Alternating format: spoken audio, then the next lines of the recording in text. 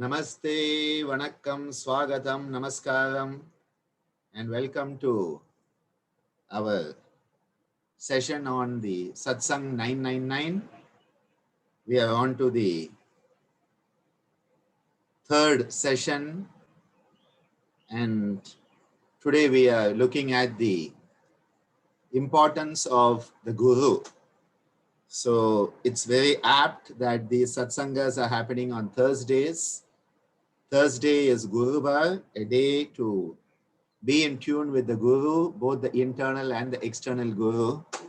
And hence, it is very fitting that we are discussing this concept today. Let us invoke the wonderful spirit of the Parampara. Om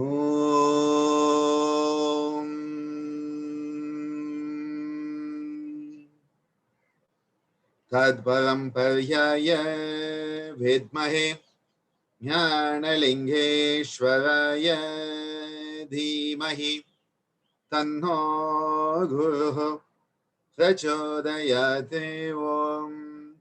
Om Yoga Maharshi Dr. Swami Geetananda Giri Guru Maharaj Ki Jai.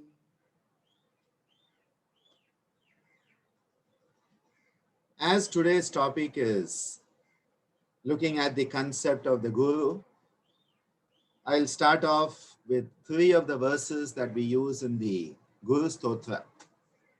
And I have you all muted, but you can join in from wherever you are if you are used to it. If not, just let these beautiful vibrations sink into your consciousness. Om Akandamandalakaram Vyaptam Yena Characharam Tatpadam Darshitam Yena Tasmai Shri Gurave Namaha. Ajnanatimidandasya Jnananjana Shalakaya Chakshunmilitam Yena Tasmai Shri Gurave Namaha. Guru Brahma Guru Vishnu Guru Devo Maheshwaraha Gureva Param Brahma Tasmai Shri Gurave Namaha. Om Shri Gurubhyo Namaha. Hari Om.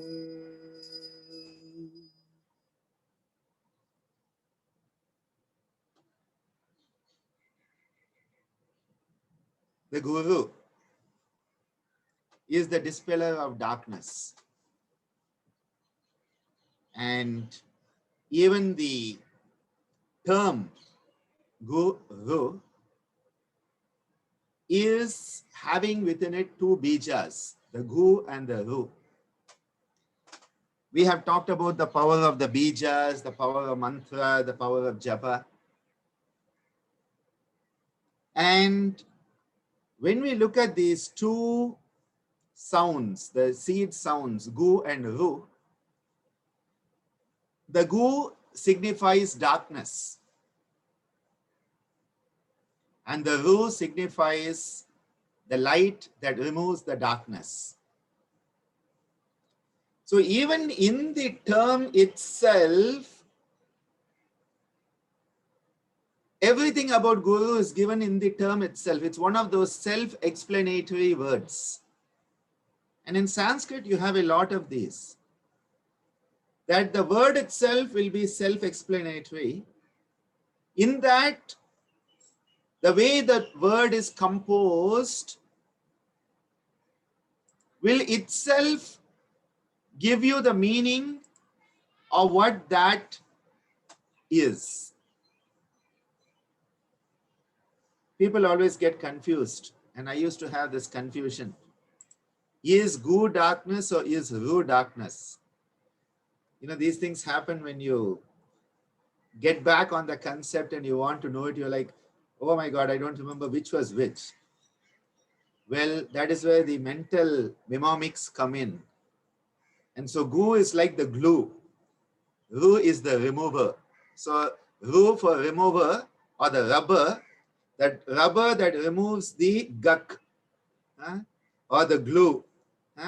All that which you want to remove, the remover, the ru is the remover, the rubber that erases all that is not you.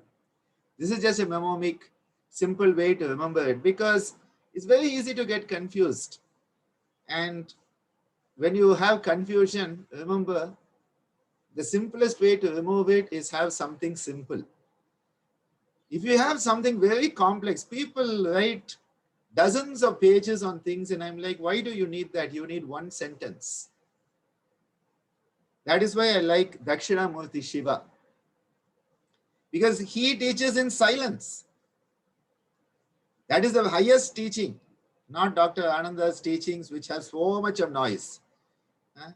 So much of noise that we keep on saying things again and again and again and again and nagging until the student listens. That is the job of a teacher. Keep on nagging until they listen. But then Dakshinamurti Shiva, who is the epitome of a guru, teaches in silence. Mauna Vyakya. In silence, Mauna. I was teasing Amma last night because she was keeping mum. Mom was keeping mum. She was keeping mum and she was like, And I was like, aren't you going to talk to me? I don't know why she was mad at me, but anyway. She wasn't really mad. She wanted me to sing. And I was singing, but she was like, So I said, you are doing Mauna. She said, yes. And she shook her head and said, so I said, then you are Dakshinamurti Guru, because Dakshinamurti teaches in silence. So you are not Ammaji, you are Guru Dakshinamurti then. So then she laughed. And then it was okay. And then Divya came into the room and she started talking to her. So I'm like, okay, fine. I know who's in her good books. Mauna Vyakya. What a beautiful concept. Because the Guru is not a personality. And this is what I want you to get from today. The Guru is not a personality, because a personality is based on a persona, which actually comes from the meaning a mask. A persona is a mask. When I was in medical school and we had our cultural events, we had an event called Best Personality Contest. And people had to come on stage and walk around in fancy dress and talk and have this body language, and would be given the Best Personality Award. I never took part in it. I had no chance of winning it, so I never took part. Persona is a mask that you wear and that is perceived by people around you as being you. A mask that you wear, it is not you. Remember, it's a mask. Like Jim Carrey in The Mask. Beautiful movie. Wonderful movie. He puts on that mask and becomes that green person and does whatever he wants. That mask starts to define who we are based on how people perceive us, based on a mask that is not us. Now that sounds a lot like Maya. So personality is based on Maya and illusion. In modern times, I say it is delusional psychosis. And Rama Reddy sir will understand the play on that word, because people seem to be in a delusional psychosis these days, most of the time. The abnormality of being human today, where the persona, the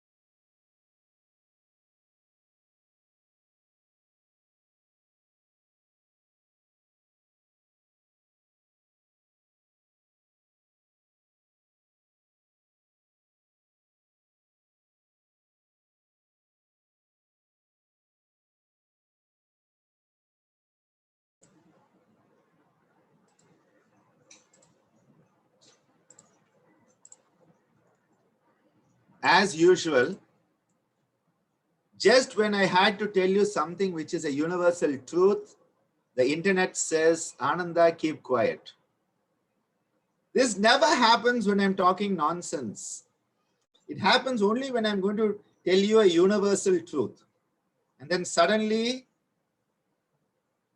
the universe says, Ananda, keep quiet. Chup, chup karo.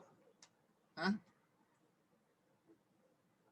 Despite that, we will keep on attacking again and again. We will not give up. The mask is perceived as who we are. The Maya, the illusionary appearances, is perceived to be who we are. And people start to relate to us based on the mask, not who we are. Hence, it is vital for us to remove the mask. Because the mask is not who we are. The mask is an artificial, created version that is not reflecting the essence of our true nature. So what is the mask? It is false. If it is false, what is it? Darkness. If it is darkness, what has to happen? It has to be removed. In the Yoga Sutra, Maharishi Patanjali talks about Prakasha Avaranam, removing the shroud that is covering the inner light, the Antara Prakash. Antara means inside. Prakash is luminosity. I have stopped calling it a light. I call it a luminosity, a luminescence. Because the moment you say light, people think of a light bulb. This is not about a light bulb. This is about pure light, luminescence, luminosity. This luminosity is within us and it is covered. And that covering, how does it come? Avidya, the root klesha, avidya, ignorance of who we are. And that avidya starts the moment we have been born. So the moment we are born, we don't know who we are, and society starts to tell us who we are. Society defines who we are, whose son or daughter we are, whose brother or sister we are, what name or label we are given, to which nationality, religion, ethnic group we become, what type of education we get, what type of thoughts are indoctrinated into us in the name of education. And suddenly, we end up with this huge mask of false self-identity. Avidya has led to asmita, a false sense of who we are. And we define, if somebody says, who are you? I'm going to say, I'm Dr. Ananda. They say, no, who you really are? I'm a son of Swamiji Namaji. No, who you are? I'm the husband of Devasena. Who are you? I'm the father of Divya and Anandaraj. Who are you? I'm director ICYR. Who are you? I'm director Saita. Who are you? You know, the more you start to look at it, you start to say, okay, who am I? And that is why the message, Koham, Koham, Koham. Who am I? Who am I? Who am I? Nanya, Nanya, Nanya is reverberating in us. And every breath is telling us, Soham, Soham, Soham. Every breath is giving us the answer, but we are not watching the breath. We are not listening to the breath. The breath is the messenger of the universe. We are not listening to the breath. And so we are clutching on to a false identity and then struggling with it. So when we say Guru, the remover of darkness, one of the most important things that the Guru has to remove is this false sense of self-identity, mal-identification syndrome. We'll give a new international disease code to it. Mal-identification syndrome that afflicts the whole of humanity. It is a pandemic. We have identified with something we are not, and then we kill to have that identity survive because of Abhinivesha Klesha. And whenever somebody talks bad about India, I find that happen because I've identified so much with India, with being Indian, that the moment somebody talks bad about India, it's like, how dare you? And then I'm like, why am I getting so uptight? Or if somebody says all whites, because I'm white, I identify with that. Or if people says all people in yoga, all those having, pepper gray beards, all men with pepper gray beards like Alex and me, we are all clowns. Or something, people say something like that and I'm like, how dare you say it? Because I identified as that pepper gray bearded man. That's just a mask. That's just a mal-identification syndrome. So the job of the guru is to help us move from this mal-identification syndrome. And that is why when we talk of Dakshinamurti Shiva, Guru, and I'm going to describe him a bit more as we go. The shloka to Dakshinamurti says, Gurabhi sarvalokanam bishaje bhavaroginam nidaye sarva vidyanam Shri Dakshinamurtaye namaha. Gurave, the Guru, Sarva Lokanam, the Guru of all the layers of existence, Sarva Lokanam. Gurave, Sarva Lokanam, Bishaje Bhavaroginam, removing the Bhavaroga. Roga means disease. What is the disease? We have identified with this illusionary, transient, impermanent, impure, non-self. And so this is me. Bhava Roginam. The Bhava, with this illusionary world, we have identified. That is the job of the Guru, to remove it. Vishaje Bhava Roginam. Nidaye Sarva Vidyanam. Having all the vidya, all the knowledge, all the wisdom. Shri Dakshinamurtaye namaha. That Dakshinamurti, having all the wisdom and the knowledge, who enables us to remove, eradicate the disease. What is the disease? Mal-identification syndrome. They did not say that in the shloka. I am adding that interpretation. Bhavaroga is mal-identification syndrome. And this is why the Yoga Vashishta, sage Vashishta tells Lord Rama, he says, the essential disease, the essential psychosomatic disease, Sara Adija Vyadhi. Vyadhi is disease. Adija is because of the psyche, the psychosomatic disease. Sara, the essential. The essential disease of psychosomatics is to be born again and again and identify with your incarnation, forgetting that you are here on a temporary tourist trip. You are here on a tourist visa for a temporary sightseeing trip, and instead you think this is a permanent residence and you identify with it. And that is why Vashishta says, what do you do with that disease? Sara Adija Vyadhi. He says the only way to eradicate it is Atma Jnana. Having the wisdom of the self. Atma is the self. Jnana is the wisdom. The wisdom of the self is the antidote. It is the vaccine. It is the miracle drug against being born again and again and again, because you have not learned your lesson the last time. Come back again and learn it until you know yourself. Man, know thyself.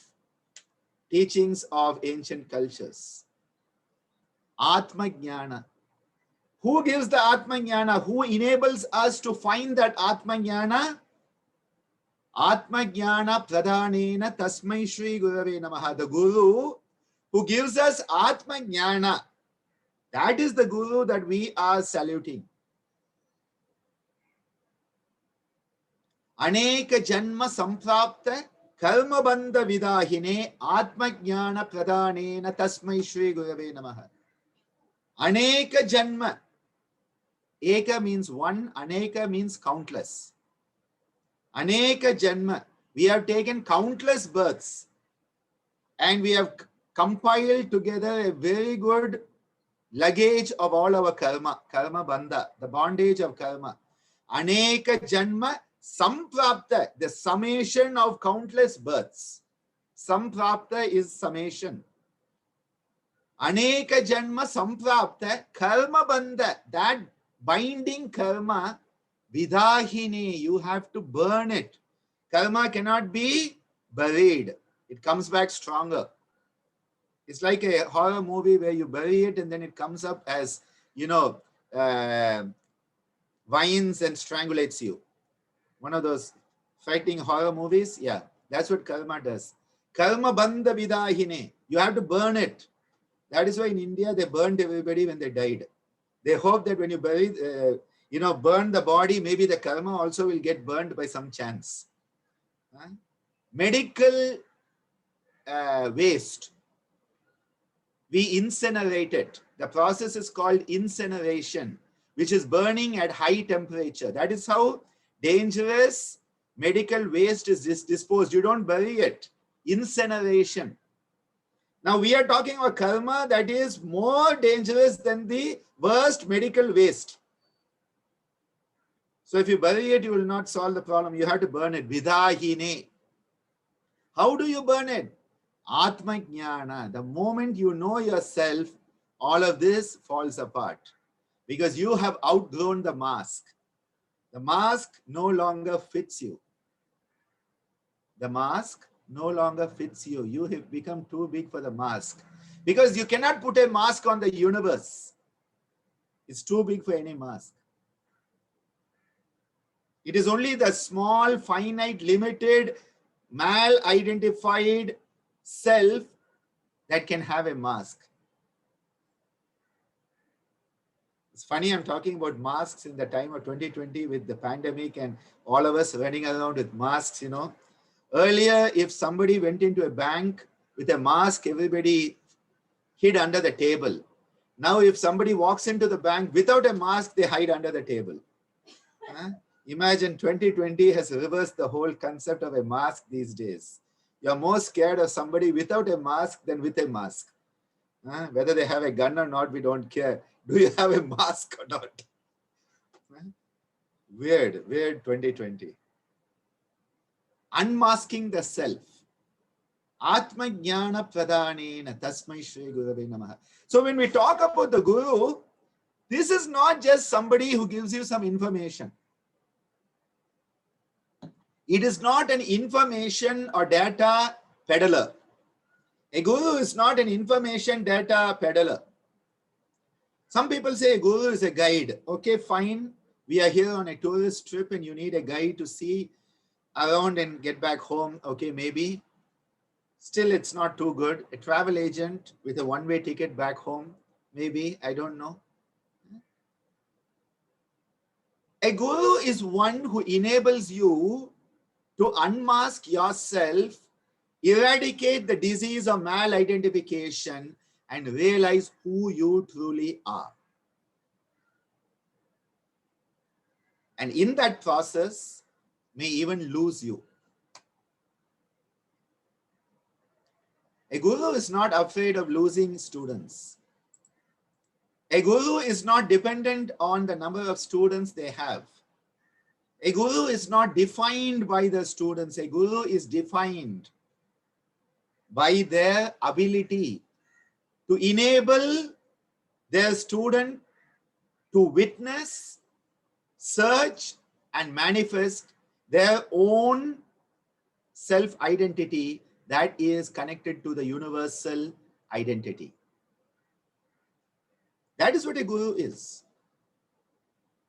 Nowadays, what has happened is that this term is used very easily. This term is a very great term. It is to be used with caution. Because in the process of guiding your students, you earn karma. Because you have got involved in somebody else's baggage. You know, it is like they always tell you when you are traveling in airports, you know, make sure, you know, many airports, they ask you, is this your luggage? Did you pack it yourself? Did somebody else give it to you? Because later on, if they find drugs in it or they find, you know, smuggled items, you cannot say, oh, I didn't know what happened.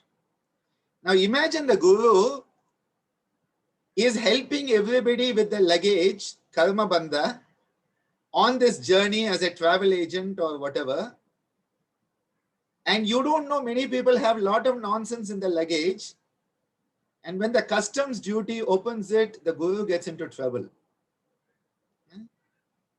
I'm just trying to make it a bit humorous. But please understand, when you start assisting others, you become part of their karma. There is great karma in assisting others. I'll tell you a small story to illustrate this. In Kambliswami Madam, when I was growing up, the swimming pool, for those of you who have come to the Madam, you will know it. If not, you'll see some images. There's a huge Shiva Shakti Tandava, Shiva and Shakti dancing upside down. It is the creation of the universe. Where in that Ananda Tandava, there is a guttural sound made by Shiva. And the universe comes into being with the Pancha Mahabhutas. And Swamiji made this huge statue, 25 feet up in the top. And around that, there's a circular pool. And water was there, and that was our swimming pool. And we kids used to learn swimming by going in it. And everybody went along the outside who didn't know swimming. So you caught hold to the ledge, and you kept going in a circle, because if you went from level 1 to level 2, it was above your head as a kid. And level 3, it was double your height. Now this was fine. So you keep on going in circles. Now there's one point where there used to be a huge jet of water coming in and filling the pool. So whenever you came to that point, you had to be doubly careful, not just walk by, because if you were not careful, the water jet would push you from level 1 to level 2 and you would be under the water. So you had to be careful. But you know, kids like to show off. So there was always someone or the other who, when they came, they would say, hey, I'm going to cross it without holding on. Hey, look, my hands are in the sky and I'm crossing it, and get pushed into the second level. And there is the story of one of our teachers, Gajendran, who many of you know, a senior teacher. He and another boy, Anthony Raj, they were in the pool, and this Anthony went, hey, hey, hey, hey. And the water pushed him into level 2. Now, Anthony Raj doesn't know how to swim. Neither does Gajendran. And so Gajendran is at the edge holding onto the ledge, and he reaches out to help Anthony Raj. And instead, Anthony Raj pulls Gajendran to level 2. So now you have both Anthony Raj and Gajendran going up and down, bobbing up and down in level 2. Both don't know swimming. Until Swamiji, who was cleaning up the pool he had a big strainer which he used to clean up all the leaves in the thing. He was at the other end. He let them go up and down a few rounds to learn the lesson, came, hauled them out, and gave them a good spank. Yes, Swamiji, we got spanks and got our Kundalini aroused as a result.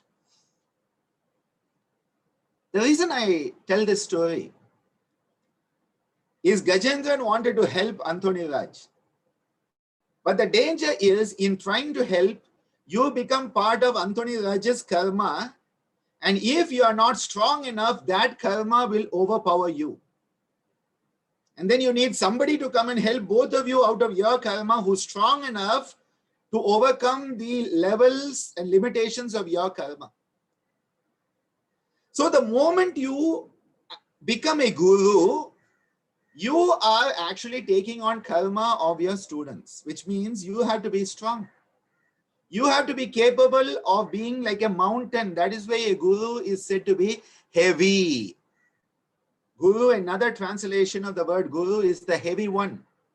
You have to be so heavy and steadfast that no karma will pull you off track. You can be the rock to which others can hold. You become the rock which supports everyone. And that is why when we talk about the importance of a guru on a spiritual path, the spiritual path is not a walk in the park. The spiritual path is not a walk in the park. It's not a stroll.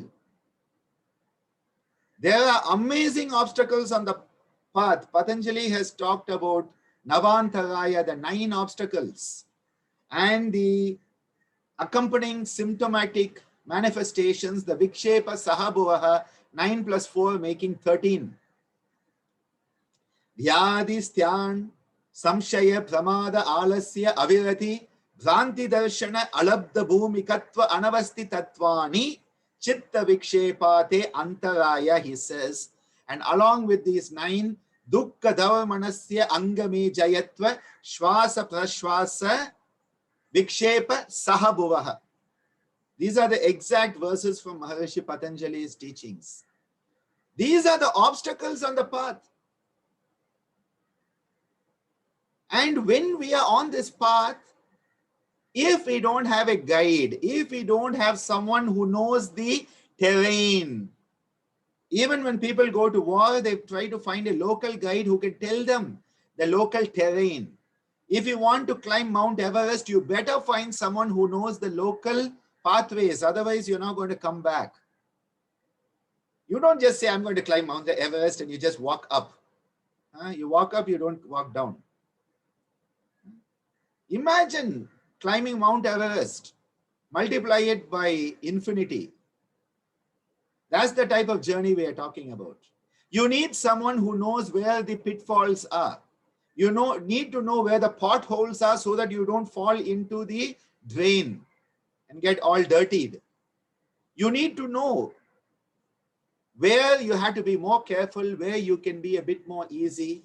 What are the efforts you need to do, where you need to pay attention. And that is why the importance of a guide on the path is so vital. Whose path is it? Your path. It is not the guide's path. Please understand. I am never suggesting the guru can do it for you, because the guru can never do it for you. They can only guide you. They can be the catalyst in your journey. They cannot be the journeyer. You are the journeyer. You are the one on the journey. They can be the guide. They can be with you, but they cannot do it for you, even if they want to. Because it is the journey of the self to the self, through the self. So somebody else cannot do it for you. You have to do it for yourself. I often tell people, they say, oh yeah, then I can do it myself. Yes, you can do it yourself. But that is like trying to climb Mount Everest without even knowing where Mount Everest is, without even knowing what are the dangers that are there, and without any protective equipment or oxygen cylinders. Yes, go and climb it. Good luck. You know, I often tell people, from Pondicherry to Chennai, Madras, 150 kilometers. If you have a driver who knows where to go, how to go there, 2.5 hours, 3 hours, you are there at the airport. Now, if you have no GPS, you have no map, and you lack the basic sense of direction, you can take off on a journey that will take you 33 days before you go from Pondicherry to Chennai. And there are people who are on those journeys.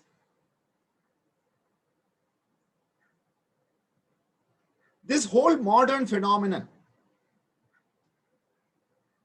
which is, I will do it, it's me. It's the worst form of this mal-identification syndrome. It is like the small kid who says, give me that knife, I know what to do. As a parent, you know better than to give them that knife. They may sound very confident. And in India, you will learn that the more confident the person is, the less you should trust them.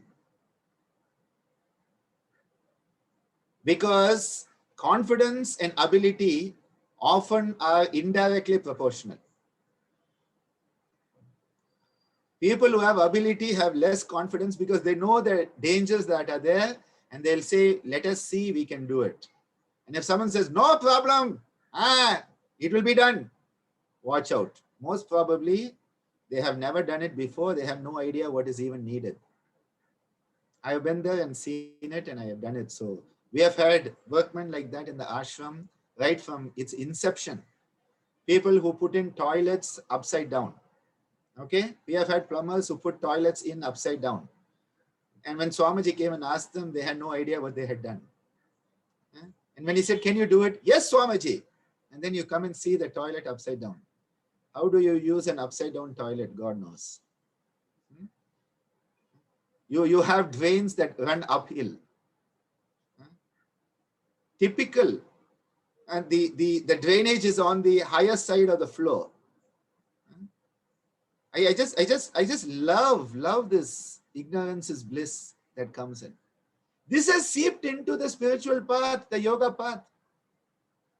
And you end up with the so-called yoga scholars. They are the most ignorant group these days. Who are talking about post-lineage yoga, post-modern yoga, as if you don't need a guide for anything. For God's sake, you would not be where you were if you didn't have teachers in school. You would not be where you were if you didn't have people in your life who have guided you to where you are now.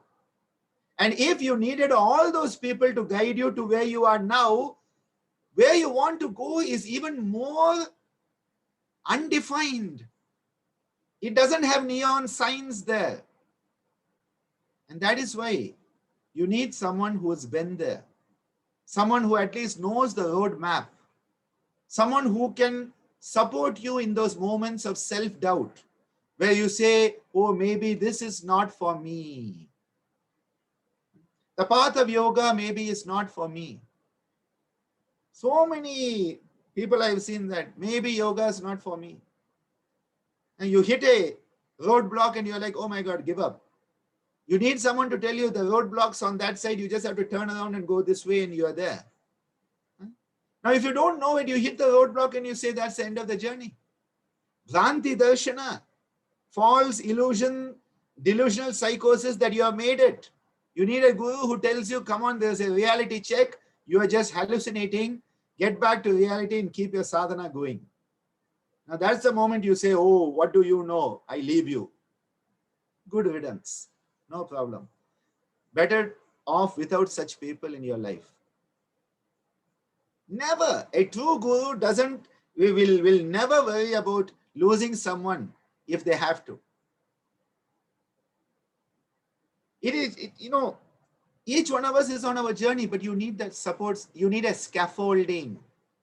And that is why the word I like to use, and I'm using today, is a catalyst of transformation. The guru as a catalyst of spiritual transformation.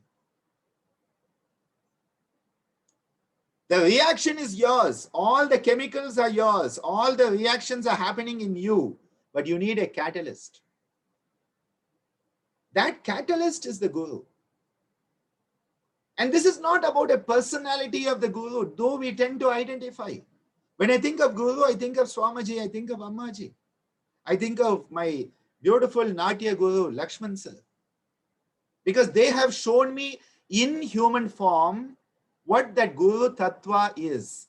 A Guru Tattva is a facet of reality. That is the Guru itself. And the Guru Stotra tells us that Tattva is the highest Tattva. Na Guru Atikam Tattvam. There is no Tattva higher than the Guru Tattva.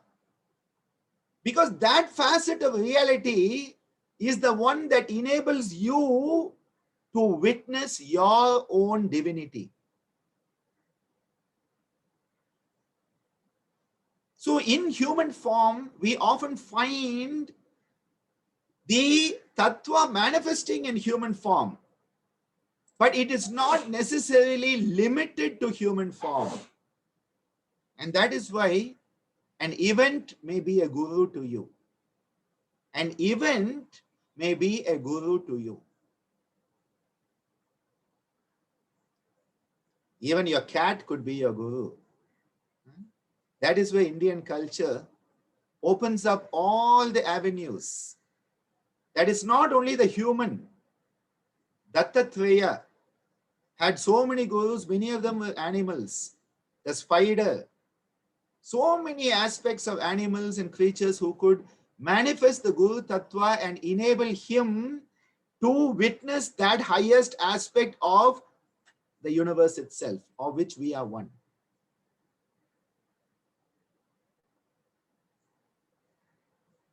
The Guru is a state of being. Just as asana is a state of being, pranayama is a state of being, the Guru is a state of being. And when I say this, I am saying it with an understanding that within each and every one of us,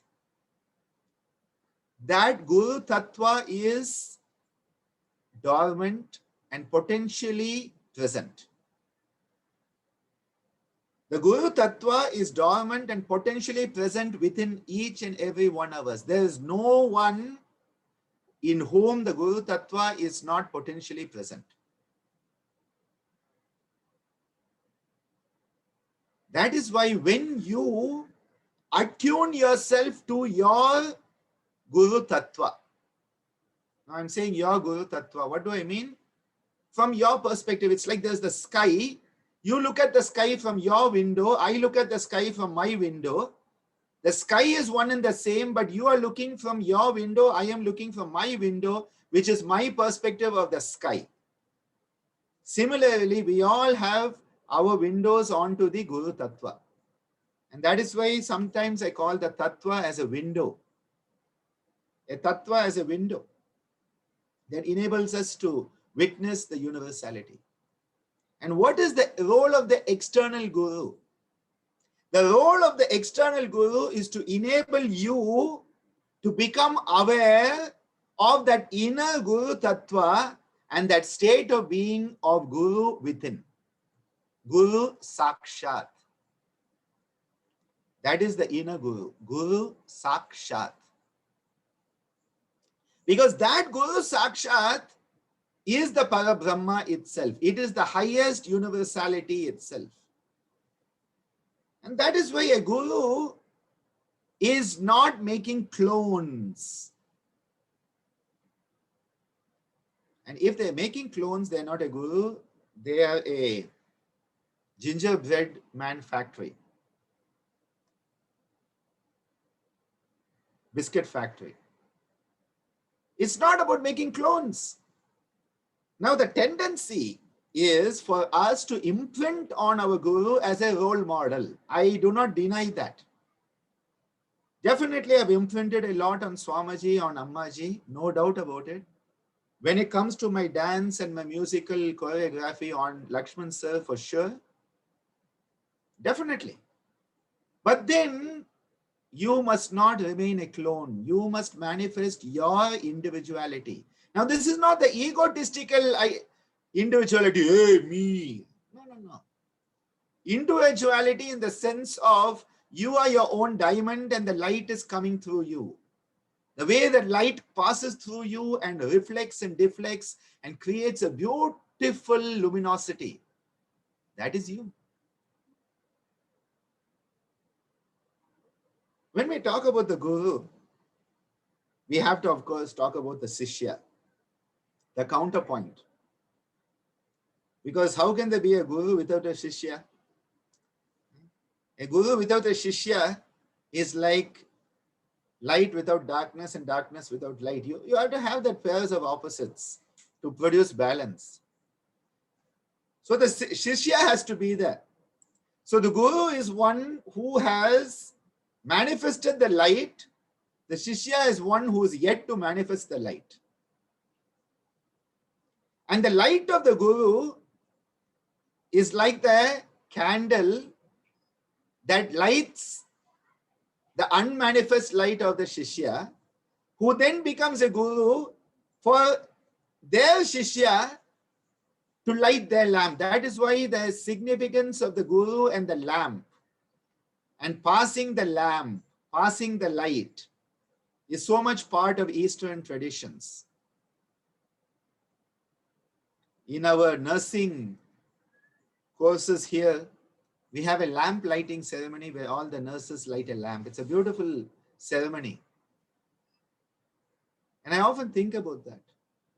In school, when we left school, we had what was called Mangal Deep, and we all lighted a lamp. In the ashram, we put 1008 lamps and we walk around the madam at numerous occasions, carrying the light, transmitting the light from generation to generation. That is the Guru Shishya Parampara. The word Parampara means that unbroken line of transmission that goes back to a timeless source. The word Akhanda is often used in that, Akhanda Jyoti.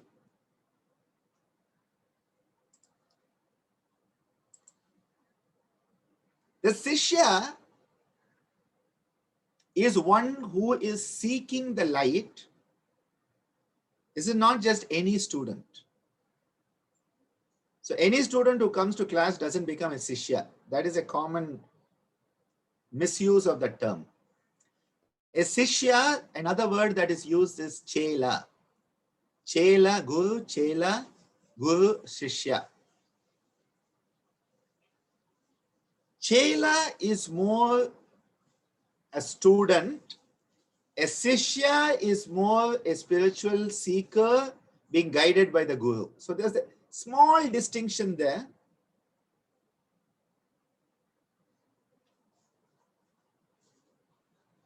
And this relationship between Guru Shishya, Guru Chela, is a relationship that has all human relationships put in one. Every human relationship you can think of, put it in one box, or rather a round, and you have the Guru Shishya relationship. Father, mother, husband, wife, daughter and mother-in-law, friends, enemies, colleagues, you name it, you put it all in one jumbled up box and you have the Guru Shishya relationship. And what is it based on? Two factors: trust and freedom. It is based on trust.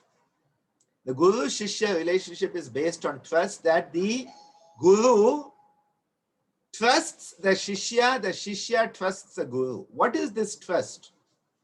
It is like both of you are climbing Mount Everest on that, I think it's called the northern face, which is this gigantic wall, and you are hitting nails into the rock and you are both tied together on this journey.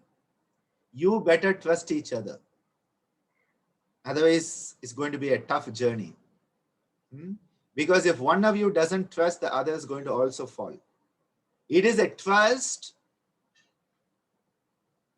The word trust, I would look at a few more words here. I would say it is a conviction. Trust, faith, conviction. I'm trying to give you different words, and the key Sanskrit word here is Shraddha. Shraddha is the word. And Maharishi Patanjali says on the yoga path, Shraddha is an important quality of the seeker. And this Shraddha is a two-way street. The Guru knows they can guide the Sishya, and that the Sishya will understand the guidance. And the Sishya knows the Guru will guide them and understands that that trust is there both ways. The second, freedom. It is not a locked cage. There has to be freedom in that relationship, because the Guru needs to understand the student has to grow at their own pace. The student has to grow at their own pace, and the student must give the Guru the freedom to utilize the methods so that the experience can manifest for the Shishya, which is where trust without freedom and freedom without trust will be a problem. So these are not mutually exclusive. Trust, freedom. No, no, no. Trust and freedom, they go together. In the freedom, there is trust. And in the trust, there is freedom, not bondage. Normally, we think of trust as bondage. This is a trust that has freedom inbuilt into it, and freedom that has trust inbuilt into it. And that is what sustains this relationship. The Guru and Shishya become one. The Guru and Shishya have to become one, because as long as there is duality, each is going their own way. And that is why I used the term earlier. It is the Guru is the catalyst. So it is the journey of the Shishya, and the Guru is the catalyst for that journey.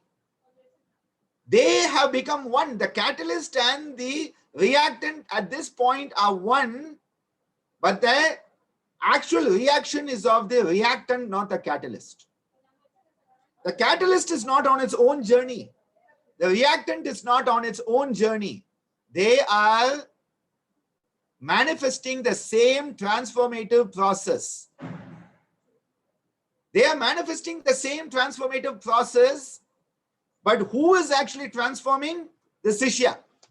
The reactant is transforming.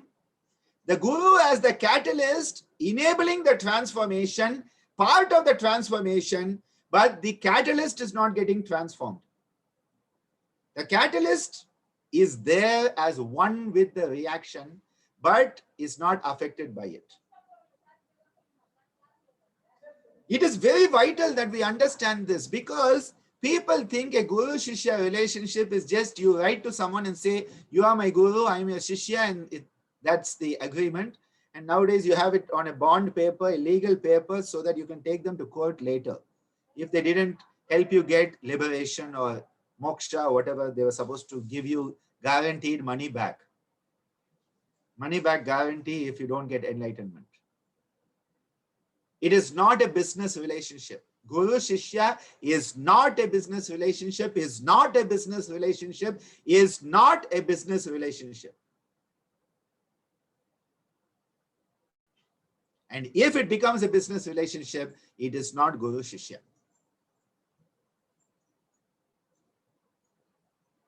We are talking of a relationship of the spirit with its own guiding light.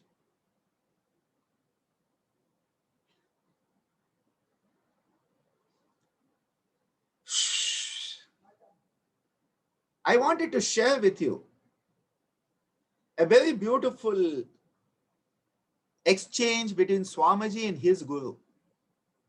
Swamiji in his lifetime met all the big names. I don't think there's a single big name in spirituality that Swamiji had not interacted with. A bit like Forrest Gump type of story that was. I think it's Forrest Gump, right, where he meets all these different personalities. I'm just thinking of that with Swamiji a bit. And you know what Swamiji said? He said, the only truly enlightened person I have known in my life was my Guru, Swami Kanakananda. Now that was an amazing statement from Swamiji. Swamiji as a young boy was with Swami Kanakananda. And on Swamiji's, I believe it was the 12th birthday, he wrote a poem, his first poetry, to his Guru. And his Guru responded. When Sangeeta and I put together our little girl, the Saraswati Pearls, soon going to see an avatar in Italian, we hope, in 2021. We'll have an Italian version of it come out. There's a whole chapter devoted to the Guru-Chela relationship. And in that we have used this. So I'm going to be sharing with you now a page that I'm going to take forward here.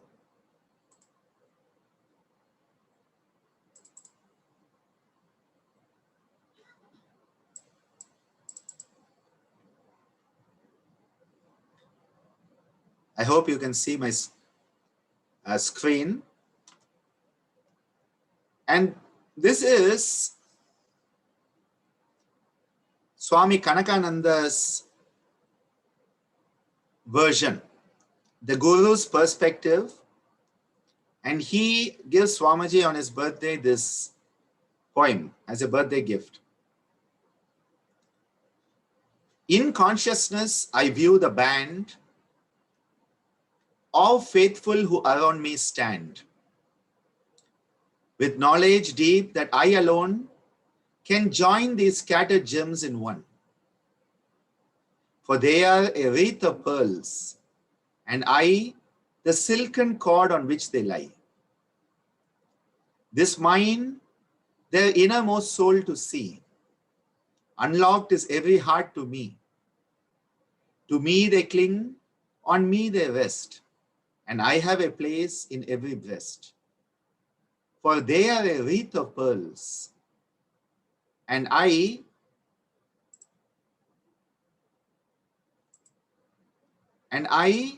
the silken cord on which they lie. This is Swami Kanakananda's poetic expression.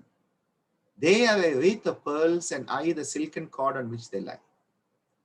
To this, Swamiji, at that time known as Anand Bhavanani, he writes his response in poetry, the gentle jeweler.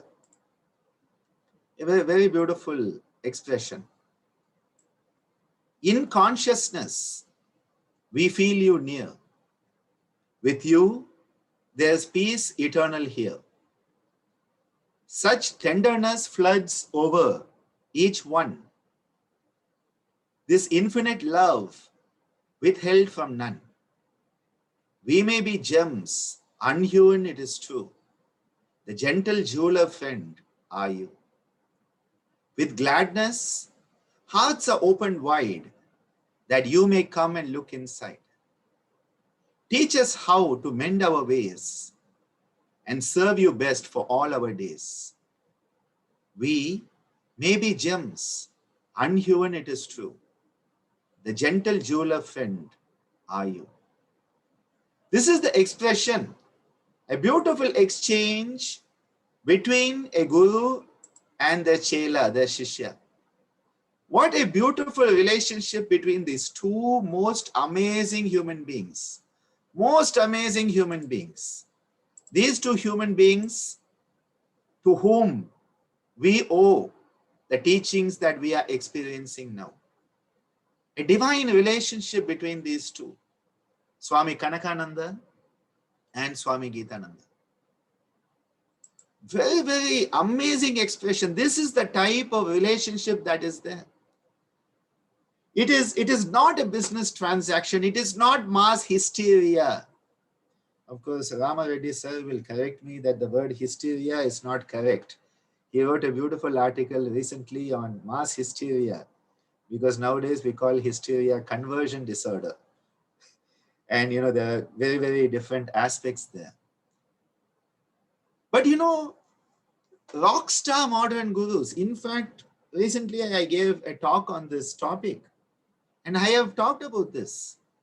And I'll share a few slides with you of that, and I'll share the PPT with you. I shared it today online, and I'll share it with all of you through email also. Because we have to acknowledge that this most amazing divine relationship has been misused in modern times. It has been abused in modern times, creating the anti-guru movement, resulting in the anti-guru, post-lineage, anti-lineage. I recently was sent a video to one of these and started to feel so nauseous, I had to put off the video. There are people who are making money on this whole anti-guru and post-lineage stuff. And it's weird, actually, it's weird. They have taken out of context. People have taken out of context this divine relationship and it has become really, really abused. I wanted to share a few things here. One is this concept that we are moving from duality to oneness, and the Guru leading us step by step. This is from my cartoon book, Yoga and Modern Man, where I have all these cartoons, and thanks to Ammaji, I used to make a lot of them at one period in my life. And the Guru always is this bearded guy with the Om as the face, and the Shishya will always be the ones with the question mark as the face. That was the identity of the seeker, with the question mark, and the Guru with the Om. That was sort of the trademark usage. From duality, the true Guru leads the student carefully, slowly from duality, Dvaitam, and separatedness to yoga, union, Advaitam, and oneness. That is the movement we are looking at. Similarly, were you able to see that? It didn't come out. 1 second. Can you now see it? It's not coming. Okay, I think there is a small issue here. Yeah, I think now I should be able to see it. Can you see steps and the Guru leading? Yeah, I thought you could see it. So thank you for alerting me, Padma. I use that alert to correct myself. So you are my Guru for that moment. The Guru Tattva manifested in you and enabled me to set my course right. Two-ness to oneness. And you can see that I was talking about the Guru there with the Om. And you have the students with the question mark. Okay.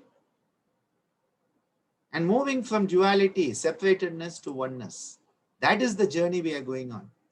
Now, in this journey, it is important to also know that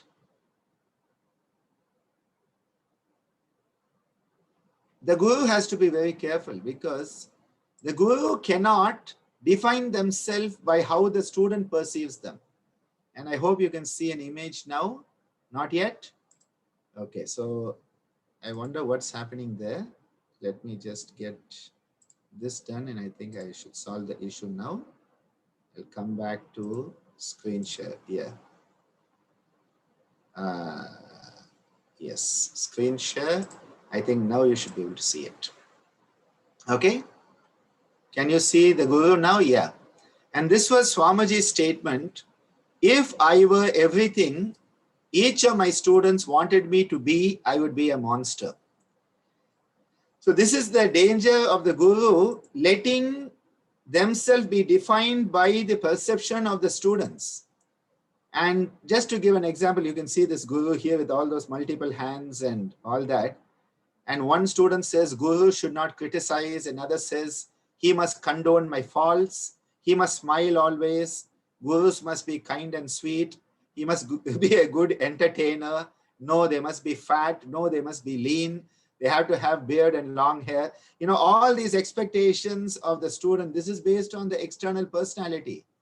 And this has become the modern tendency, the personality of the Guru rather than the teachings of the Guru. This is why we must go back to Ammaji's message. Ammaji has given us a beautiful message here. Her message, which is very clear. And I hope you can see Ammaji there on screen. Okay, for some reason, I'm having a struggle when it comes to sharing photos today. Okay. I think now I should be able to do it. Give me a moment. Yes. I think now we should come. I think I found a way.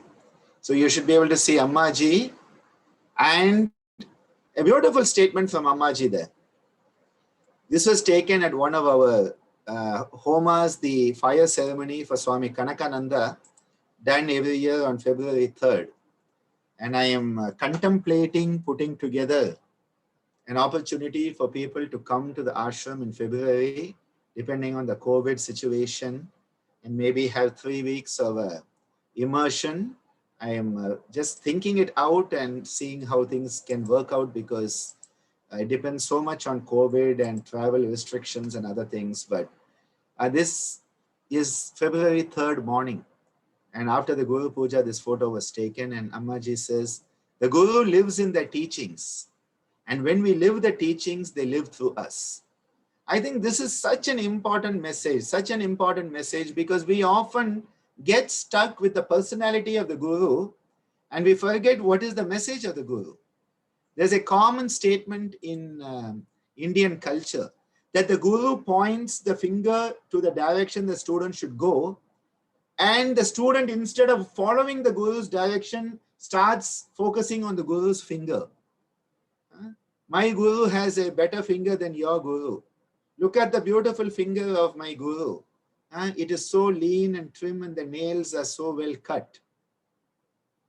People miss the Guru points the way and the student gets caught on the finger of the Guru. This is the message Indian culture teaches. Don't get stuck with the finger of the Guru. Don't get stuck with the personality of the Guru. This is why, though we keep photos of Swamiji, though we keep photos of Kanakananda, what those photos are to remind us is that we must live those teachings. It is not just saying my Guru is great, my Guru is great. If you don't live the teachings, you are not being a Sishya, you are not being a Chela, you are not part of the Parampara. The teachings are where the spirit of the Guru Parampara live. And when you manifest them, so important, so important, because we have this tendency always to get stuck with the externalized. And in modern rockstar gurus, this has become the whole thing where, it's the personality. It's like a rock star and a sports star and a movie star. That's not what it is to be.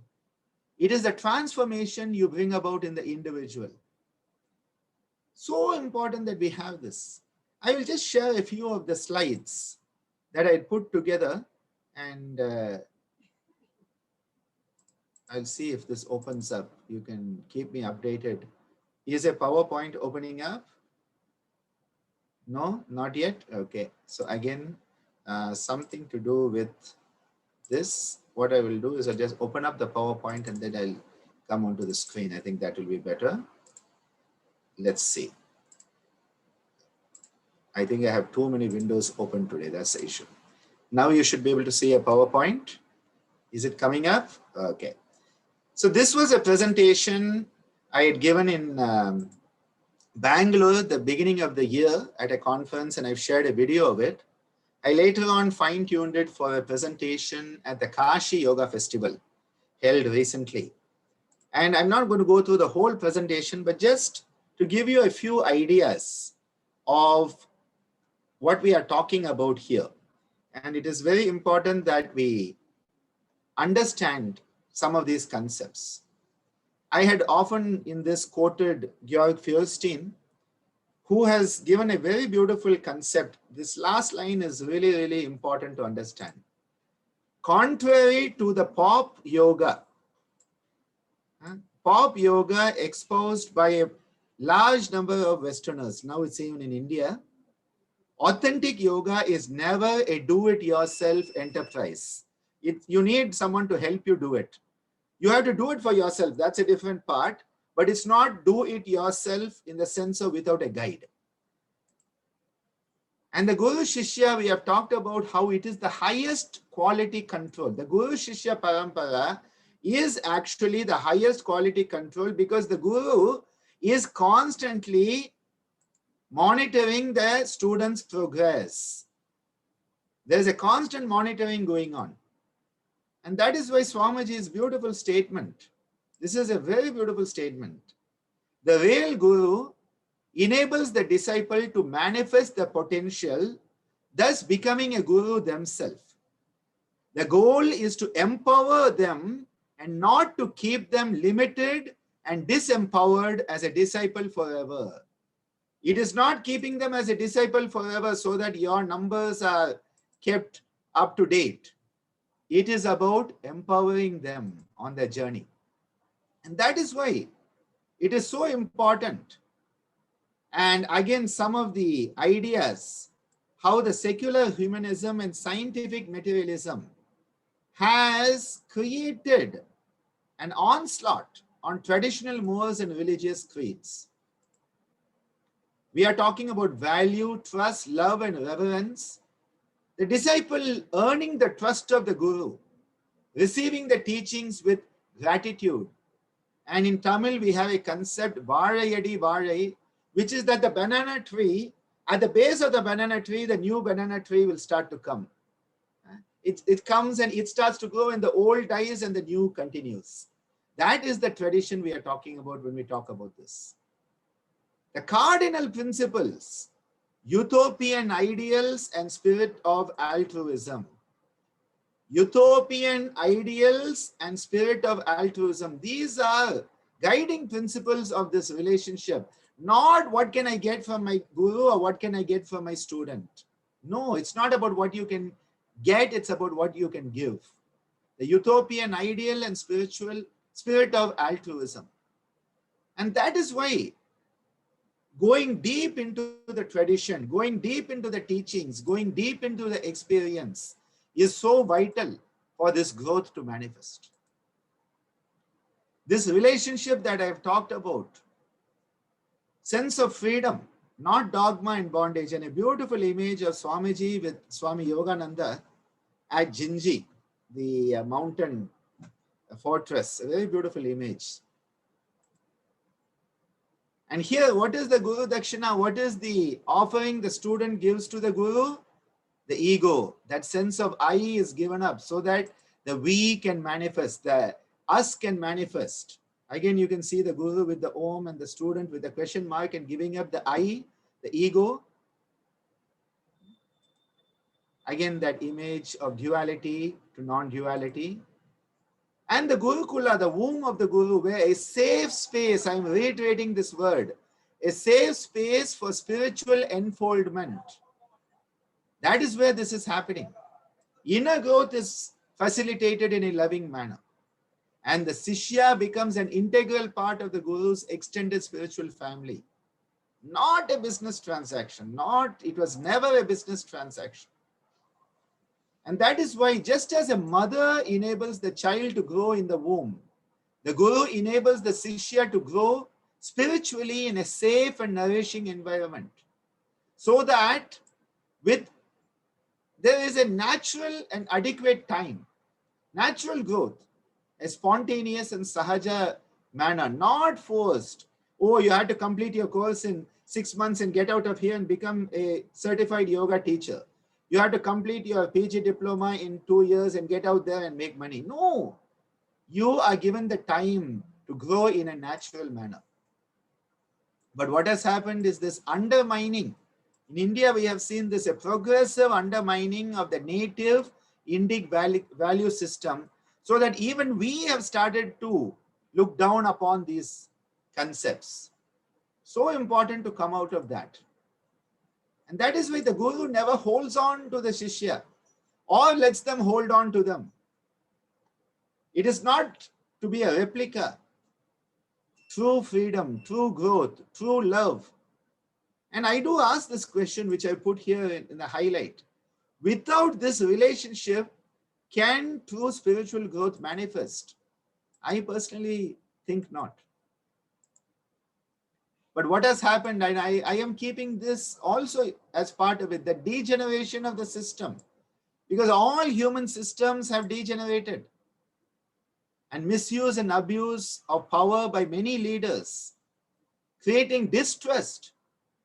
And this concept of modern mega gurus, the antithesis of this, they lack the intimate, direct connection with the Shishya, and they are just a pedestal and hero worship. That's not what it's about. The Guru brand, TM, trademark the Guru brand. External packaging, and disciples have become sheep to be counted. That is not what a Guru is for. Students are not sheep to be counted, sheeple. And that is why what has happened.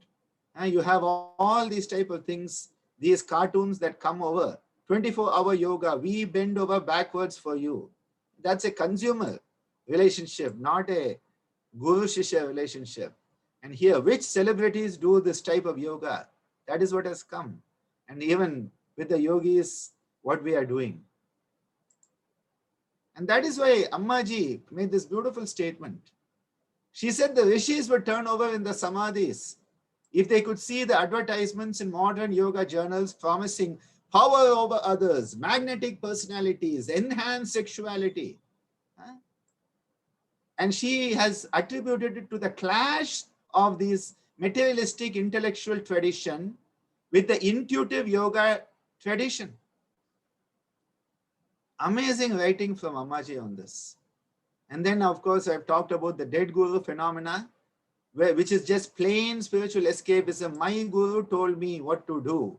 I had a vision of my guru as I was looking at his photo, and he told me to drown my kitten. The kittens had to be drowned because the guru told me. I've seen this type of nonsense. I've seen so much of it. Huh? This is escapism. Real yoga begins only when we take up responsibility for our life. That is where it comes. And that is why you have this modern anti-guru. I understand why they have it. And postmodern yoga, post-lineage yoga, as if no one needs guidance. This is rooted in glorification of the individual ego, nothing else, nothing else. We think we know what is best. And we have ended up with the blind trying to lead the blind. And so because of this, what do you then have? Bear plus yoga, goat yoga, plastic Barbie doll yoga. And the other day I got sent this. I'm sorry, but join me for a pussy yoga online workshop. Imagine, you go and Google it. There's a book in German on this, pussy yoga. I'm sorry for using that term, but that's what they have called it. Just imagine the level to which we have sunk in this. Because, it's become this marketing gimmick. It's become this artificial creation. I couldn't believe it when I was sent this. I had to actually go and look at the website. And the person talks about how this is so aligned with the yoga tradition. And I'm like, seriously? Patanjali, seriously? I need a siddhi of getting off this planet and doing something else. And I've talked about this image of Swamiji. And that is why yoga is a state of being requiring Guru Kripa, grace of the Guru.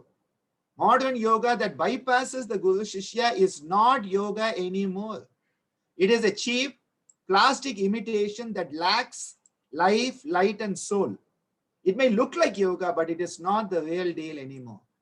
And I know when I make these statements publicly, and I have, because all these conferences were international conferences where the videos were recorded, they're on YouTube, you are going to get people upset with you, and that's their business, not mine. Because it's just so wrong. But then again, Jörg Feuerstein gives me hope. He says yoga will survive. Because the age-old, well-tested yoga tradition has great vitality.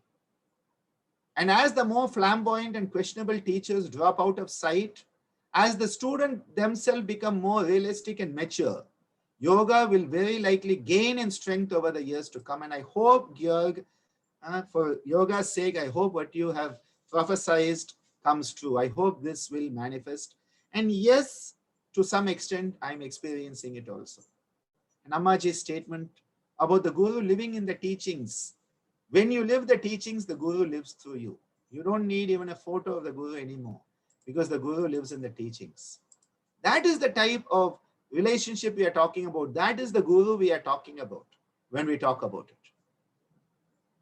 I'm going to have a look at some of the questions, if there are some, because I have gone on my rant a bit longer than I wanted to.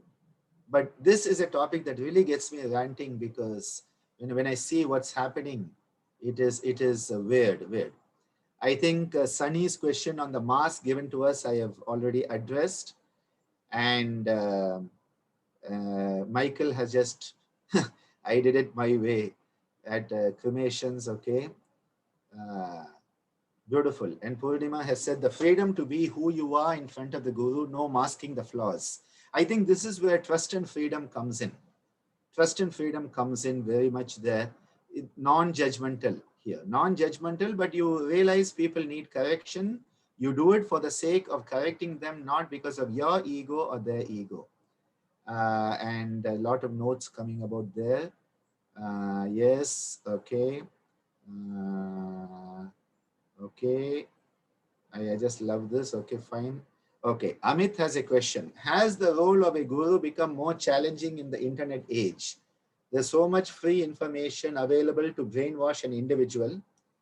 And also earlier, the Shishya would reside in the Gurukul, easy to monitor them. Would the Guru have to learn new tools to be involved or evolved for the internet generation? Okay. And then there's a question, any teacher take on karma, only the spiritual guru? So there are a lot of questions there, Amit, but they're lovely questions. First of all, I think it has become more challenging in one way because there's so much of misinformation, disinformation on the net. And anytime you search anything on Google, the first few pages are the misinformation part, and then you get a bit of the real information because the misinformation has more clicks on it. It's just weird how that happens. Definitely, yes. What we need to do is that we need to adapt. Swamiji adapted when he created the yoga step-by-step correspondence course. I'm continuing to adapt into the internet age. And if Swamiji had access to the internet, he would be 24 hours on the internet teaching people. So, I just know he would have adapted because his idea was, help people as much as you can in any way you can, spread the word in any good way you can. So yes, we have to look at it. At the same time, realize that there is no substitute for direct connection. Direct connection to me these days, even through Zoom, is manifesting. So it's very interesting that something I would not have thought about last year, I am finding deep connections happening even in the Zoom. So it depends on the people across the screen. It does happen. Would any teacher take on karma of the Shishya, only the spiritual guru? Well, I think the moment anybody comes into your class, you take on some karma. That is why you have to have insurance to teach yoga these days. So I think taking on insurance itself is a sign of that karma. But spiritually, definitely, it's a much bigger load we are talking about, and not just about making sure they don't hurt the hamstrings or, fall on the head while they're in, crow pose, bakasana or something like that. A good question from Varuni. Can we have more than one guru? Yes. As I said, Dattatreya had numerous gurus. But here it is not having numerous gurus, but it is understanding the singular guru tattva manifesting through different personalities. So the different personalities are manifesting the same guru tattva, then it is fine. But otherwise, what happens is you just end up digging puddles and never hitting gold or diamonds. Does a mantra, does a mantra have to have Om? Om has to be at the beginning of the mantra and at the end of the mantra, according to Swamiji's teachings. Otherwise, the mantra will have the opposite effect. Swamiji used to threaten us by saying, if the Om is not at the beginning, at the end, the mantra will have the opposite effect. And the reason here is, the moment you put the Om, you are like putting a safety guard around the mantra, making it universal rather than an individual egotistic desire based on greed, which most people, they chant, give me this, give me this, give me this. Rather than give me, it is give us. So the moment you put the Om, Om has so much of a universal vibration. Your mantra is elevated by that. The question is a very beautiful question here. Is there often a submissiveness in the Guru-Shishya relationship? It's a very good question because it is taken to be submissiveness. It is not necessary to have submissiveness, but trust and freedom have to be there. Now, the trust and freedom in Indian culture often had the expression, because in Indian culture, the expression was of, for example, an Indian student would prostrate full length in front of the teacher. Now, this was not to the ego of the teacher, but the Guru's tattva manifesting through the teacher, and the teacher realized the student is offering the obeisance to the Guru tattva, not to their fat, bloated ego. So the Guru also understood the gesture, the student also understood the gesture, and it was safe. But in modern times, the Gurus have started to go on an ego trip. How many people fall at my feet in one day? And then it is wrong. So Indian culture, in fact, I used to joke, initially we used to do a full prone namaskar. For my own Gurus, I have always laid down flat and with my hands in front in the Anjali Mudra, offered my complete surrender to the Guru Tattva manifesting through them. Whether it be at the samadhi of the guru or the living manifestation. Other times you would bend down and touch the feet. Now what happened in Indian culture, as we became lazy, we were lying down flat, then we started touching feet, then we started touching knees, now we touch the hip, next it will be we'll touch the head of the guru and say, I want your blessings. We have actually degenerated even in India in our expression. All Asian cultures had an understanding of bowing to the divine manifesting in others. The bowing was not to the ego. And I once had this, when I've talked about this earlier, but it's worth saying.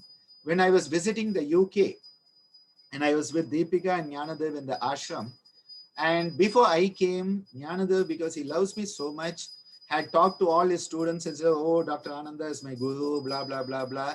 So when he comes into the class, you should all get up. That's a mark of respect. And one of the students actually said, if Dr. Ananda expects me to get up when he comes in, I expect him to get up when I come in. And she decided not to register for that weekend training. Now, after I'd gone through the weekend training and we had had a nice time and everybody had told us how Dr. Ananda is not one of those crazy idiots who wants everybody to be under his thumb, she felt very bad that she had not come to the session. Because I told Jnanadev, it doesn't matter to me whether she gets up or not, is her business, not mine. And this is where in Indian culture it is very difficult, because there are very, very subtle gestures. The standing up, the way you place your feet, oh my God, there's a huge cultural aspect. So when you take it out of context, people see it in a wrong way. And her version in the UK was more of, the class structure where the pheasants would have to, stand up for the Lord and, all that type. So she interpreted the Guru Shishya expression as an expression which she was used to, and it created a rebellion in her. So I think here what we are doing is, as I said, we are offering the ego so that we can transcend the ego. So it is a very beautiful, beautiful way of expressing that. Purnima has again asked a question. Karma, who is guiding, the doctor helping us to come out of sickness, the teacher helping, very true. And that is why to be a guru is a big responsibility. It is not just a label so that on your visiting card you can say Guru so-and-so. It is a responsibility. Are you willing to take the responsibility for people you are guiding? I think it is a very, very important. The same thing as you said, a doctor, when you take responsibility for the patient under your medical care, a therapist, when a client comes to you, I think there is an element of taking responsibility, but in the guru, you are taking responsibility for that person's karma that needs to be eradicated for them to be that divine universal self they are. So it's a huge, huge load. And if you don't have strong shoulders, you have to be very careful. And I have another question. Since Guru is also a human being, and we said we all have kleshas, does the Guru have it? The human manifestation of the Guru is filled with kleshas and karma. The Guru Tattva has no klesha and karma. So the human manifestation may have failings. The human manifestation, to put it shortly, may leave gas out the other end of the digestive tract. Okay, that is part of being human. And if you have eaten too many potatoes and peas for lunch, it doesn't mean that gurus shouldn't, do that. So I think being human, having a human body, having a human mind and human emotions, there will be these aspects. But the Guru Tattva is beyond it. And the more the Guru starts to connect and manifest the Guru Tattva, the less the Klesha Karma comes in. And that is why the ego clash, Mayank has said, sometimes Guru Shishya ego clash. That is why Om Sahana Bhavatu Sahanau Bhunaktu was given as a starting mantra in sessions. Let us not start to kill each other and hate each other on this journey. Because if we kill each other, we'll never end the journey together. So, the ancients understood the difficulties of intimate relationships. It's very easy when you meet somebody once in a while to be nice and all kind and all. When you have to live with them 24 hours for the whole life, God help you. It's much, much tougher. A Guru Shishya is not just 24 hours, it's like lifetimes together. So imagine the intensity that will be there.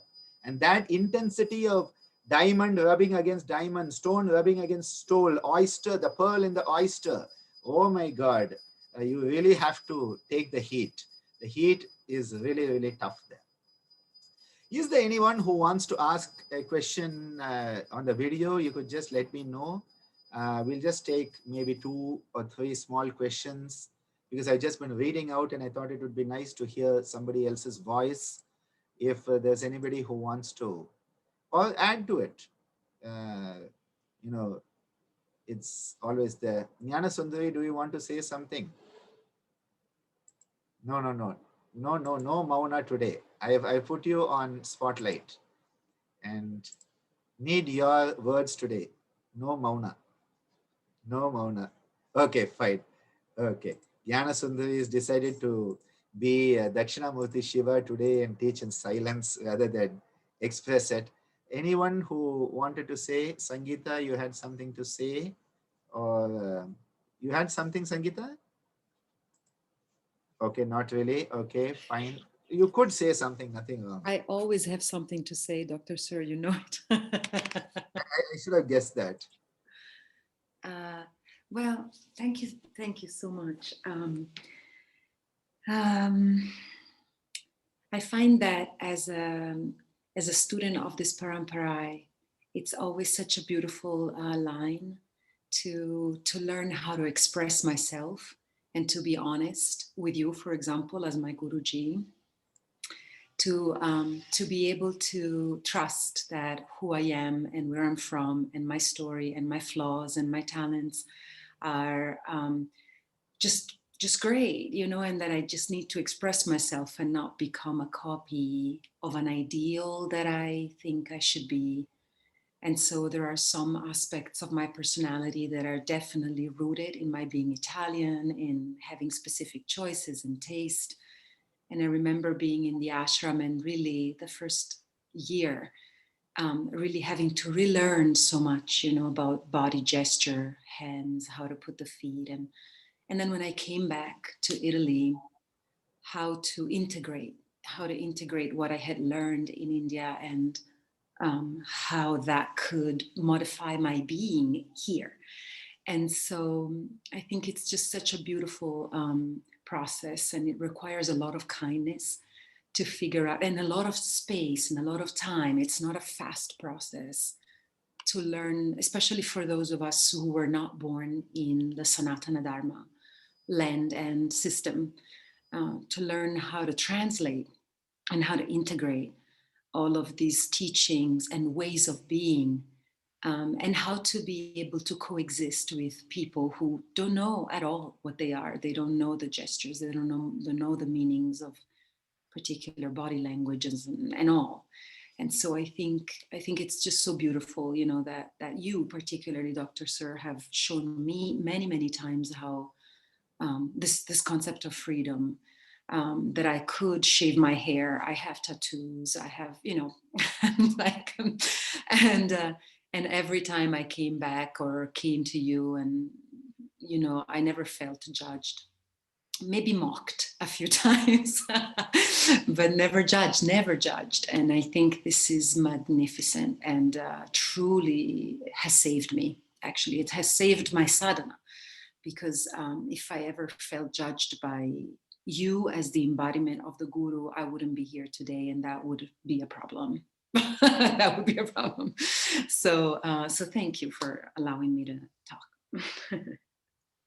Thank you so much, Sangeeta, for that. It's a very beautiful, heartfelt sharing there. And I think this is important. We realize the integration of these concepts wherever we are. It is not like you have to create India in Italy. It's not about that. Okay, you are living in Italy. How do you integrate the concept within the lifestyle there? I think this is something we have to understand. And of course, I don't think I would ever try to judge you. It is too difficult. So I would never do that. Um, and it can be sometimes a shocking thing, you know, when you see people in different ways, but then you realize they are on the journey. I think the key element here is to realize Each one of us is on our own journey. Each one of us has our own challenges. Each one of us is working slowly all that is not us to become that which is us.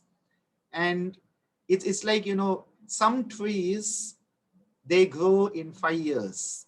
Some trees take 50 years to grow. Some plants flower in 3 months, some take 50 years to flower. You know, it is not that one tree is better than the other. I think the issue in modern times is we have these external yardsticks that even the so-called gurus start to adopt, and they start to think one student is better than the other. There's no one student better than the other. How can you compare one student with another? Because each one is on their own journey. And it is like, again, favoritism becomes a big issue, because everybody wants to be the guru's favorite. This is again this. And, I think one of the big issues is this guru's favorite. And what I like to tell some of my kids at the city center, with the young kids, I can be even more frank with this. With, adults, it becomes a bit more difficult. But with the young kids, it's like, Doctor Sir, you should only love me. And I'm like, yes, I love you. And I say, but I love all my kids the same. Each one of my kids is loved by me. And because I love other kids doesn't mean I don't love you or I love you any the less. I think this is a message I teach my young kids here at the Yoganjali, because for me, the guru is capable. I'm not saying I'm a guru, but I'm just putting it in that context. At least for them, I'm a guide for sure. For many of them, a role model. So definitely someone who's being responsible for them. And for many of them, I've taken on the karma full time. And now they are taking on my karma. And it is amazing what my young kids are doing, especially in these times with Ammaji's health challenge. They have all risen amazingly. A handful of them have risen so amazingly. And every time I thank them, they say, you have done so much more for us. What we can never do enough back for you. That is the attitude my kids have. But I tell them, just because I love other kids doesn't mean I don't love you. I love all of you. And that is the capability, that you can love all your students without it diminishing the love you have for any individual student. One has to be very careful, because otherwise we think that, oh, that is the favorite student. And then you start to have a hierarchy in it. This hierarchy is where the modern system floundered. And modern gurus floundered because there was the topmost shishya, and then was the second topmost shishya, and then you started to create something which was not real. That cannot be there. An organization can have people who are more active. What I like to say is, some people are active in one part, another in another domain. Each one has their specialized domains. And main issue is, someone in one domain wants to be the big cheese, but then they are big cheese in their domain, not in others' domain. And it becomes a bit difficult at the human level. I have a question here. Can you elucidate on Guru Tattva? Guru Tattva, as I have earlier said, is our window onto the universality that enables us to manifest a state of being within us. That is the inner teacher. So the Guru Tattva is the principle of the universe that enables us to realize ourselves, Atma Jnana. It is also within us, and the window, the facet that enables us to awaken our own inner Guru is what the Guru Tattva is. And that Guru Tattva can come from your husband, your wife, your child, the person who hates you the most. They can be a very good Guru to you. I have been guided so amazingly by some people who have taken me as the enemy. I don't have them as an enemy. They have taken me as their enemy. That is their choice. But they have enabled me to grow. But their allegations make me grow, because then I want to work on myself better, iron out my faults. When somebody criticizes you, listen to it. If it is constructive criticism, take it. If it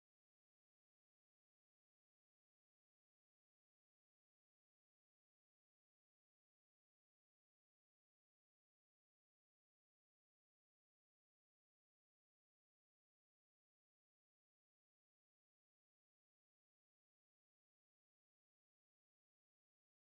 journey. And everybody has their own journey. And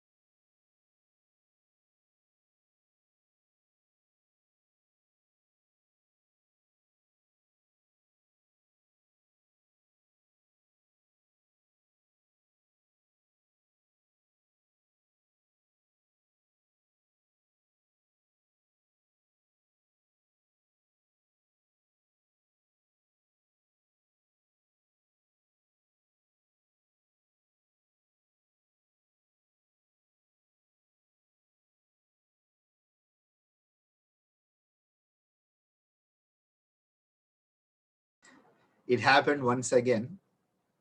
Huh? It happened once again, seriously. Just when I was going to say something very important, the internet god decided to strike me down. Huh? It's just astonishing, I tell you. What I wanted to share there is that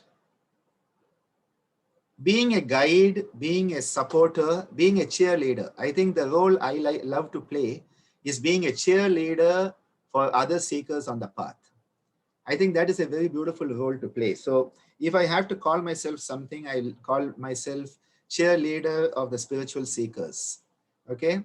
I think that's what I would call myself. And whenever I see somebody doing good, somebody trying to be a better version of themselves, somebody trying to help others, somebody struggling on the path, be there to give them some applause, give them a like, give them a love, give them a nice comment on the Facebook, on the Instagram, send them a message. I tell you, share the video, share the book. Yeah?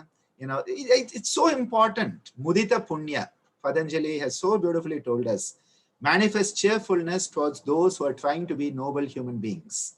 So I perceive myself that way. So I can understand. And again, the person doesn't have to call themselves a guru for the guru tattva to manifest through them. Please understand that. And the guru tattva can manifest through you even if you don't call yourself a guru. And most probably, if you run around saying you are the world's biggest guru, there is ego tattva and not guru tattva manifesting through you. So when I love the way people introduce themselves, the world's biggest guru. I think it's just lovely. It's just so lovely that the ignorance shines through so bright. Um, we will wind up at this point, but I just wanted to thank all of you for being part of this and putting up with all my rants, because the Guru lies within each and every one of us. The Guru lies within each and every one of us. Each one of us has that Guru Tattva residing in us in a dormant potential form. The Guru Tattva is a state of being within us. The external Guru should enable us to awaken that inner Guru Tattva, or rather awaken to that inner Guru Tattva. Okay, awaken the Guru Tattva. No, the Guru Tattva is there, but we don't know because we are sleeping. Awaken us to our inherent Guru Tattva and thus manifest the best of our journey. A Guru is essential. The Guru could be in human form, maybe without human form. The Guru could be an event, a thing, a person. A relationship could be a Guru. A relationship could be a Guru because it could enable you to connect to something deeper. So let us keep our hearts open. Let us keep our minds open. And the only thing I would say is this post-lineage yoga, anti-guru, anti-lineage. I don't need a guru. I can do it myself. That is absolute nonsense. And that's gangster yogi stuff, but that's absolute nonsense. We need support. We need a catalyst for our transformation. That transformation, anything that is helping you transform spiritually, is a manifestation of the Guru Tattva. That's all I'll say. It's not about identifying with a lineage. It is not about identifying with somebody and singing their praises. But to deny the fact that there are people helping us and to think we are self-made, I think is a load of ego nonsense. So let us realize there are many people who have contributed to who we are. Today, what I am, contribution of my father, my mother, both as my parents and my gurus. Each and every one of my teachers from my childhood, each and every one of my students, each and every one of my colleagues, each and every one of my life experiences has enabled me to be what I am today. Each one of them has enabled a small bit of the Guru Tattva to come together. If I try to say, no, I am self-made, I think I'm being very unkind, ungrateful to all those who have supported my journey. And I think gratitude is the highest attitude. So let's be grateful for how fortunate we are to even have the opportunity to contemplate this stuff. It's just marvelous. The opportunity to contemplate this stuff, I think, deserves the highest gratitude. So with those words, thanking all of you for being here. Such lovely Satsangis, people who are coming together in our search for that highest reality. May that highest reality manifest for all of us. May that Guru's grace, Guru Kripa, manifest in your thought, word, and action, and each moment of your life. Om Loka Samasta Sukhino Bhavantu Sarve Janaha Sukhino Bhavantu. Om Shanti Shanti Shanti Om. Okay, that's it for now, and see you next week. And whenever we meet before that, and just love you all unconditionally, support you all unconditionally, and let us grow and glow together.